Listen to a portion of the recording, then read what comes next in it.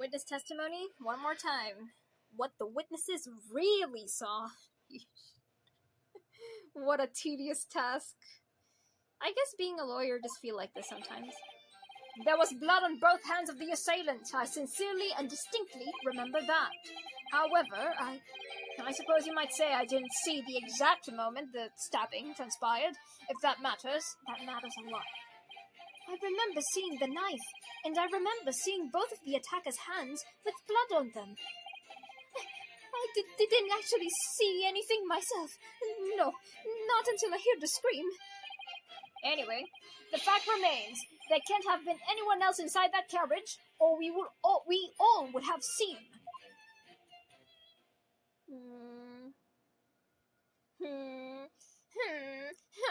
I don't think so. Well, lo and behold, in truth of fact, not one of you was witness to the crucial moment of the crime was perpetrated. I apologize, my lord, but honestly, there's no one else inside the carriage, and the man's hands were covered in blood. That much incriminating evidence is tantamount to saying we saw the man do it. That's really not what testimony is about. Let us examine the interior of the omnibus once more. The victim's fresh blood is clearly visible on the seat, corroborating the witness's account. In other words, there is no substantial nor significant change in the facts of the case. Very well. Your cross-examination, please, counsel. Yes, my lord. Cross-examination. What the witnesses really saw. Skipping a little bit. Hang on, the music is such a bop, though.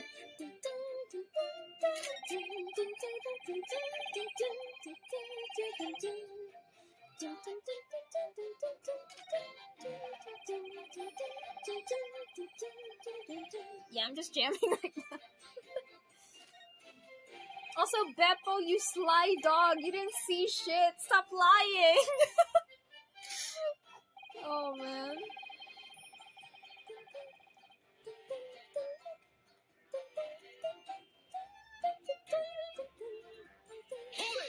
Hold it!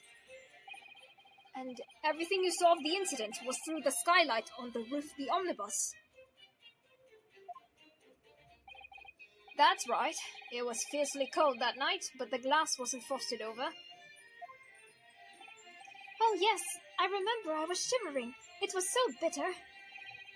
Which rather begs the question why the pair of you were sitting on the roof deck in the first place. Well, I don't know about this young fellow, but I couldn't enter the cabin. Oh, why not? It was locked from the inside. I tried knocking, but no one opened the door. It was locked? That's right, and it's a public bus service, for pity's sake. That's not what I call fair play. Alright, fair play. Yes, I had the exact same experience. I tried knocking, but the gent inside just gestured at me to clear off. So I had no choice but to climb up the roof deck and look down longingly into the warm cabin below. Well, I can assure you I wasn't just looking down, I was glaring, long and hard. And that's precisely why I can tell you with absolute confidence that if there was anyone else in that cabin, I would have noticed. Unequivocal, I would say. I don't know how to pronounce that word. I'm not sure about these two witnesses. Could they really have seen everything inside the cabin through the skylight? No, they would have had a blind spot. A skylight, it's like really small. Allow me to confirm one thing, Mr. Fepley. You were riding this omnibus. Ooh. And witnessed the events of the cabin through the skylight in the floor of the upper deck. Is that right? That's right, yes. In that case, there is a portion of the cabin interior that would have been out of sight from you. What? By golly, really? Obviously, at this stage, we Can't say for sure. But the possibility cannot be denied that at the time of the incident, there could have been another passenger in the enclosed cabin of the omnibus. Objection! Enough hypothetical meandering, my Nipponese friend. The prosecution demands that you substantiate your claims. After all, the scene of the crime is here, in the flesh. Very well. I will uphold the prosecution's demand. You will identify the area on this cross-sectional plan of the omnibus. Where exactly in the omnibus are you suggesting that this potential extra passenger could have been situated? It's the other seat. That would be, am I right? Yeah, am I right? I have a hard time with am I right, you're right kind of thing, deal. Anyway.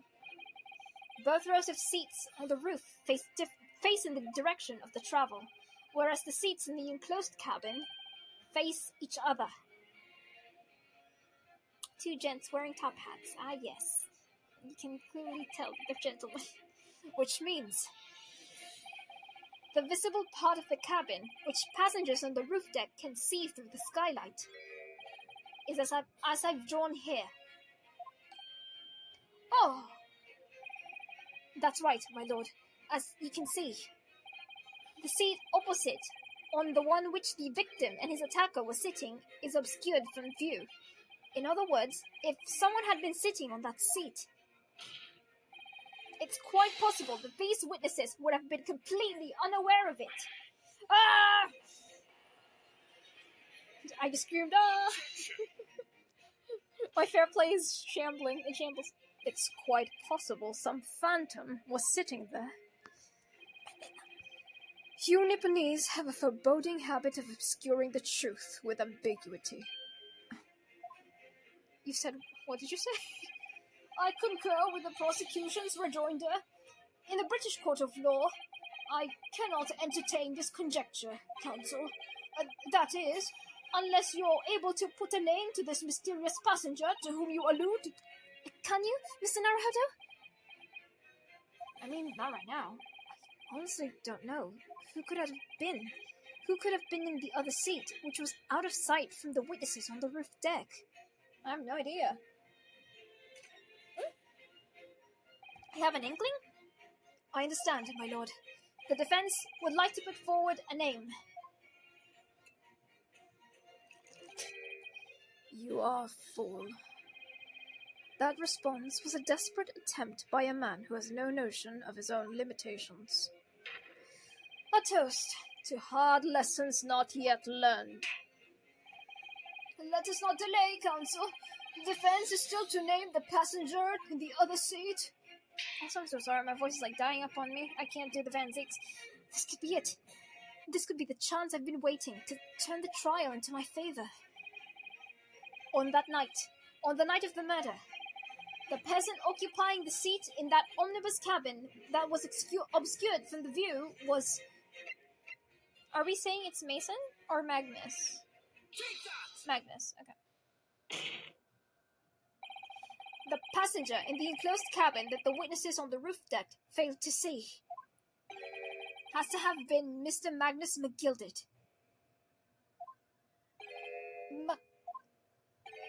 Mr. McGilded?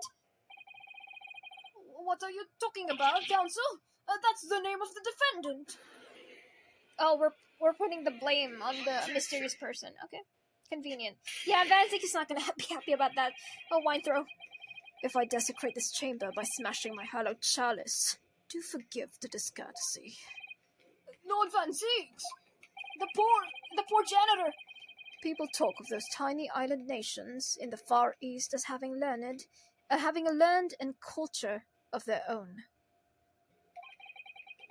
But I see they use the terms ill-advisedly. What are you trying to say? Let me explain in terms that even a student of an artless backwater such as yourself might understand. Okay, that's harsh, Van Zyk. Not gonna lie, go fuck yourself. When the bloody scene unfolded, The victim and his assailant were sitting side by side. Multiple witnesses have attested to the fact. It's the very premise on which this case is built. But that premise may be wrong. What? If the victim really was sitting beside Mr. McGilded, it creates an inconsistency that cannot be reconciled in any way. What inconsistency, counsel? The defendant's gloves, my lord. Both witnesses made the same testimony. They claim that there was blood on both hands of the person sitting next to the victim. Objection! Yet we know the truth to be otherwise. Only one glove bears the gory remains. The point is, even in the face of this irrefutable evidence, both witnesses have maintained their stance. Yes, the testimony remains unchanged. Exactly. They both adamantly swear that they clearly remember seeing blood on both hands of the assailant. In short, their memory of events is correct, and their testimony reveals the truth. It was somebody else sitting beside the victim that night, a third party we have yet to identify.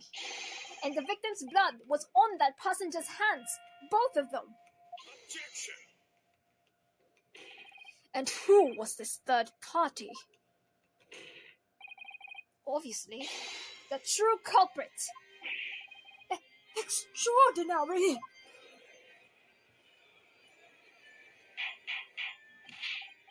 Order! Order! Order! What exactly are you postulating? The defense postulation is just that. Nothing more than conjecture. The witnesses have clearly stated that they saw the accused. Objection!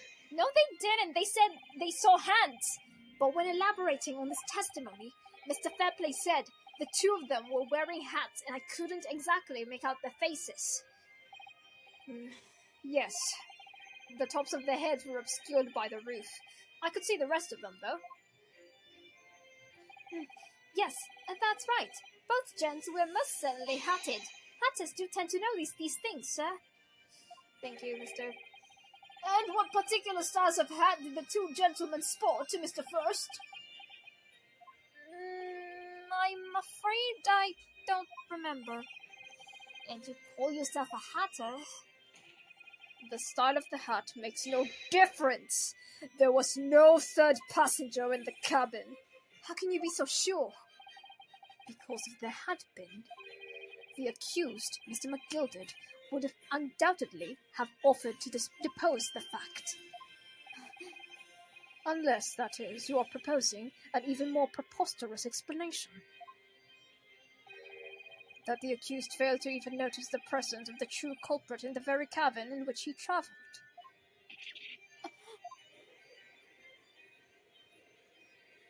My voice is giving up, not gonna lie. He's right. If there was another person travelling in the closed cabin of the omnibus, it's inconceivable that Mr. McGilded would have been unaware of it. Order! Shut the fuck up! There's clearly a simple solution to this problem. Bring the accused, Mr. McGilded, to the stand. Well, what say you, counsel? The prosecution objects, my lord. On what grounds? As a suspect, he will have already made a full statement to the police. But what if there's a reason he's unable to speak freely? Magnus McGilded is no uneducated ruffian. If it indeed turns out the man has been withholding information, you can be sure it would have been the most deliberate act. Counsel for the defense, what is your opinion? My lord, should we ask Mr. McGilded to testify or not? Demand it! Demand it! It is your right! Oh wait, it's the next video. Shit, hang on.